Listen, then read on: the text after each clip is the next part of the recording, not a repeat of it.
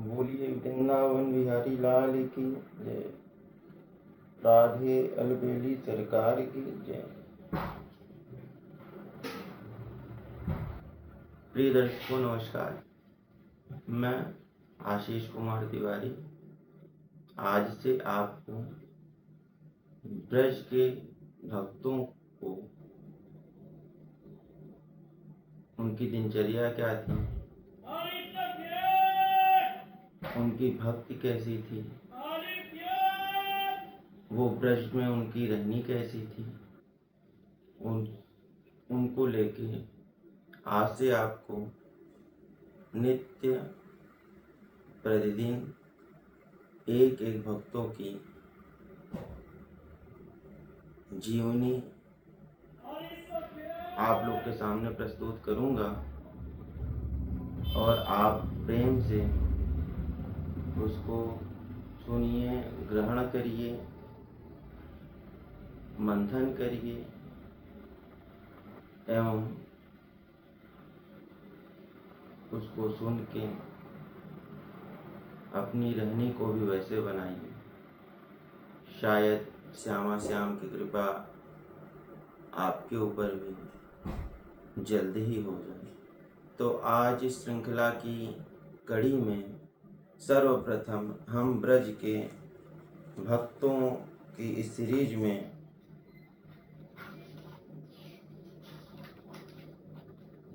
आपको श्री नंद किशोर दास गोस्वामी प्रभु जी की जीवनी बताएंगे।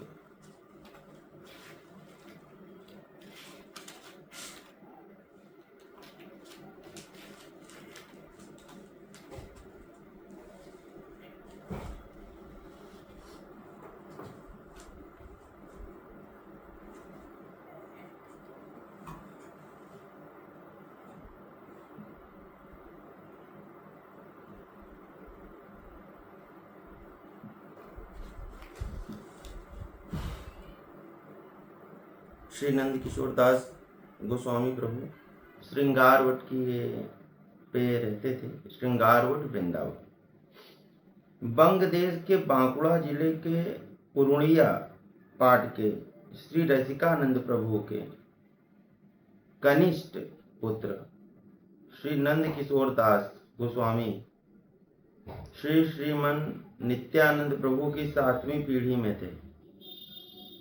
वे सहसों से ही विषय विरक्त थे। नित्यानंद सनातन संतान होने के नाते शिष्टाचार के अनुसार वैष्णव मात्र के पूज्य थे। छोटे बड़े गृहस्थ और त्यागी सब उसी दृष्टि से उनको आदर करते थे, पर यह उनके तृणादपि सुनिचेन भाव के प्रतिकूल था। इससे उन्हें हार्दिक कष्ट होता था। उनकी प्रबल इच्छा थी भगवत कृपालब्ध किसी विशिष्ट वैष्णव के आनुगत्य में भजन शिक्षा ग्रहण करने की। यह भी नित्यानंद प्रभु के वंशज होने के कारण उनके लिए संभव नहीं था। जो सभी वैष्णव के पूज्य थे और स्वयं आचार्य स्वरूप थे, उन्हें कोई वैष्णव अपने अनुगत मानकर भजन शिक्षा कैसे देता। इसलिए वे चुपचाप घर छोड़कर वृंदावन चले गए। उस समय गौड़ी वैष्णव समाज के मुकुटमणि श्री विश्वनाथ चक्रवर्ती पाद वृंदावन में रहते थे। उनसे उन्होंने बिना अपने स्वरूप का परिचय दिए भजन शिक्षा देने और शास्त्राध्ययन कराने की प्रार्थना की। विश्वनाथ चक्रवर्ती पाद ने उनकी प्रार्थना स्वीकार की। कुछ दिन वे उनके अनुगत्य में भजन और शास्त्राध्ययन करते रहे। किसी ने न जाना कि वे नित्यानंद संतान हैं, पर उनकी मां उनके बिना कैसे रह सकती थी। बिना किसी से कहे घर छोड़कर चले जाने के कारण बहुत दुखी थी। उन्होंने उन्हें खोजने के लिए कई वैष्णवों को इधर उधर भेज रखा था, उनमें से एक उन्हें खोजते खोजते वृंदावन में चक्रवर्ती पाद के पास जा पहुंचे। चक्रवर्ती पाद को उन्होंने उनके स्वरूप का परिचय देते हुए उनकी मां की दारुण व्यथा का वर्णन किया और घर लौटकर उनकी इच्छा अनुसार विवाह करने की आज्ञा देने का अनुरोध किया। चक्रवर्ती पाद परम पूज्य मां गोस्वामिनी की इच्छा की अवहेलना कैसे करते। उन्होंने नंद किशोर गोस्वामी से कहा, आपने मुझे अपने शिक्षा गुरु के रूप में अंगीकार किया है, मैं यदि कुछ गुरु दक्षिणा मांगू तो देंगे? क्यों नहीं, आप आज्ञा करें। नंद किशोर जी ने तुरंत कहा, मेरी गुरु दक्षिणा के रूप में आप अब मां की आज्ञा अनुसार घर लौट जाएं और विवाह करें। नंद किशोर जी घर पर लौट गए, विवाह किया और एक पुत्र को जन्म दिया। उसके पश्चात वे फिर गृह त्याग कर वृंदावन चले गए। अपने साथ संवत 1815 की बादशाही सनद के साथ श्री श्री निताई गौरांग विग्रह लेते गए, जिनकी आज भी श्रृंगारवट में विधिवत सेवा पूजा चल रही है। उनका अलौकिक प्रभाव देख तत्कालिक जोधपुर के राजा ने उन्हें बहुत सी भू संपत्ति प्रदान की, जिसका उनके वंशज निताई गौरांग की सेवा में उपयोग कर रहे हैं। श्रीपाद नंद किशोर जी के पास भोंदू नाम का एक ब्रजवासी बालक रहता था,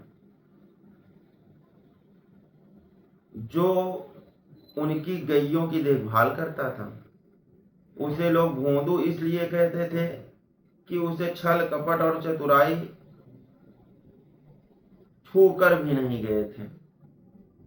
उससे यदि उपहास में कोई कुछ झूठ भी कह देता तो वह उसे मान लेता था। शंका करना तो उसे आता ही न था। वह नित्य बालभोग प्रसाद पाकर श्रीपाद की गायें चराने जमुना पार भांडीर वन में जाया करता था। उससे किसी ने कहा था कि भांडीर वन में नंदलाल ग्वाल बाल सहित गाय चराने जाते हैं। वह यह सोचकर खुश होता कि किसी दिन उनसे भेंट होगी, तब वह उनसे मित्रता कर लेगा और उनके साथ खेला कूदा करेगा। भोले भाले भोंदू के हृदय की भाव तरंग घुमड़कर जा टकराई भक्त वत्सल भगवान के मन मंदिर से। उनसे भी एक अपूर्व आलोड़न की सृष्टि हुई और जाग पड़ी एक नई वासना, भोंदू के साथ मित्रता कर खेल कूद का आनंद लेने की। तो हो गई एक दिन भेंट दोनों में। भेंट को मित्रता में बदलते देर न लगी। भोंदू नित्य कुछ खाने पीने की सामग्री अपने साथ ले जाता। नंदलाल और उनके साथी ग्वालबाल उनको उसके साथ खाते पीते खेलते और नाचते कूदते। कई दिन श्रीपाद ने देखा भोंदू को सामान सिर पर ढोकर ले जाते। एक दिन उन्होंने पूछा, भोंदू यह क्या ले जा रहा है? जे दाल बाटी के ताई है श्रीपाद। दाल बाटी किसके लिए? नंदलाल और इनके साथी ग्वाल बालन के लिए।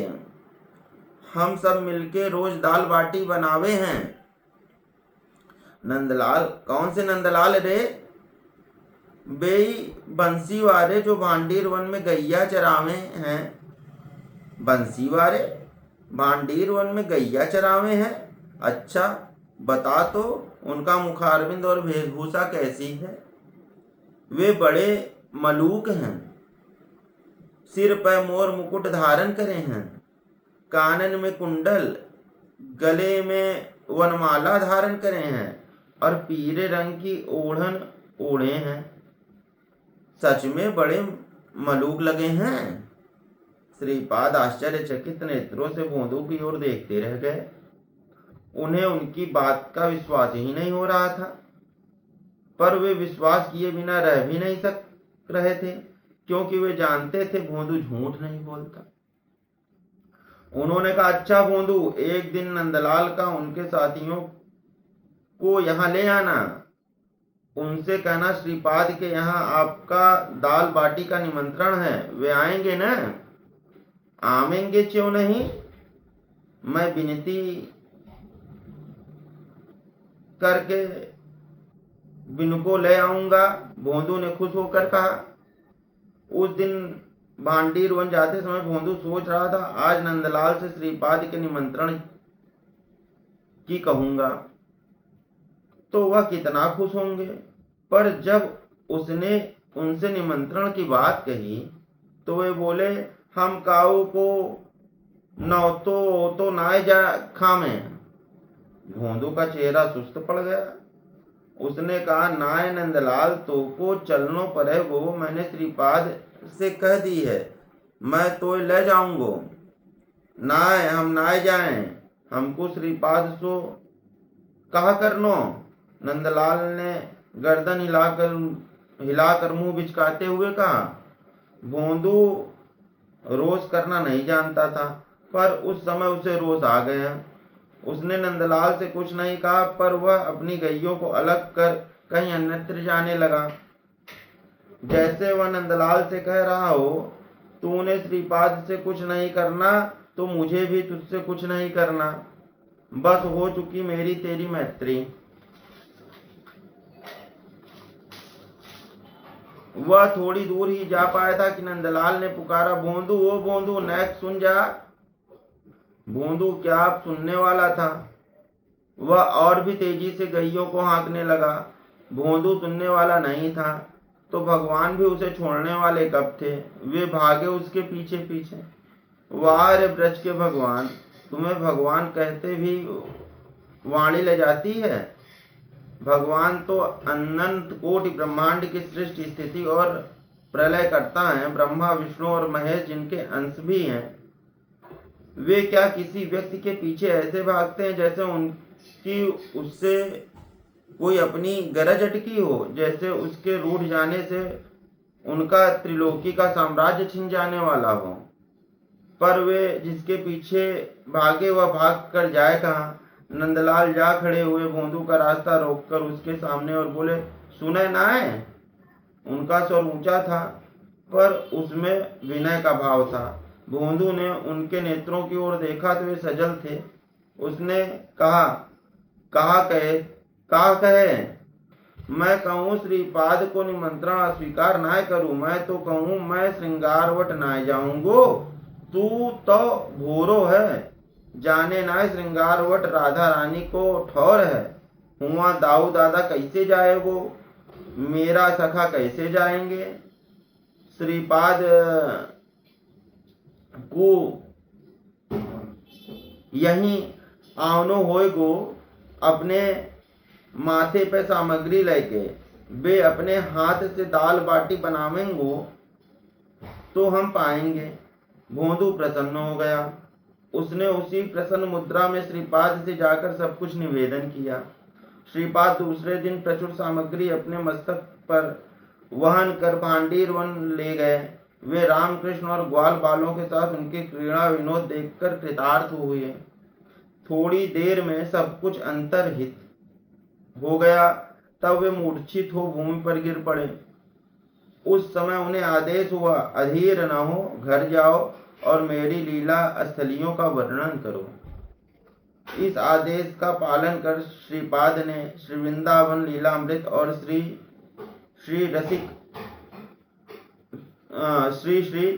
रस कलिका नाम के 2 ग्रंथों का प्रणयन किया।